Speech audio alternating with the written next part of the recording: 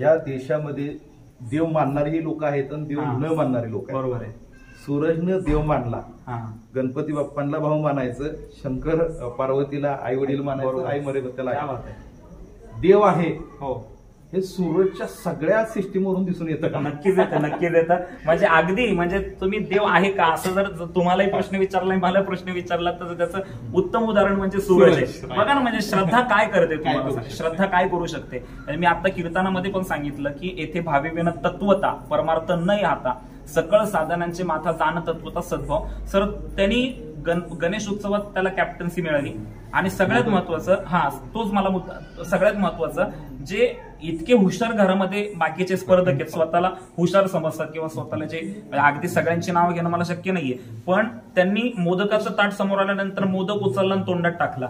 आपल्या सूरजने काय केलं, पहिलं रितेश भाऊंना सांगितलं, विचारलं की भाऊ मी गणपती बाप्पांना ठेवू शकतो का, तर त्यांनी पण किती आनंदाने सांगितलं हो सूरज तुम्ही गणपती बाप्पांना ठेवा. आणि सूरजनी तो मोदक उचलला, गणपती बाप्पांच्या प्रतिमेच्या समोर गेला, तिथं ठेवला आणि गुडघे टेकून त्यांनी त्या कृतीतून दाखवून दिलं की मी समर्पित गणपती बाप्पाला. आणि त्याच वेळेस त्याच्याच कृतीचं हे रितेश भाऊंनी केली, तीच कृती रितेश भाऊंनी केली.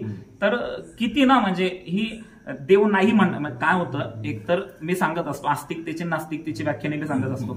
व्यक्तीच्या प्रतिकूलतेवर आणि अनुकूलतेवर त्याच्या जीवनातली आस्तिकता आणि नास्तिकता ठरलेली असते.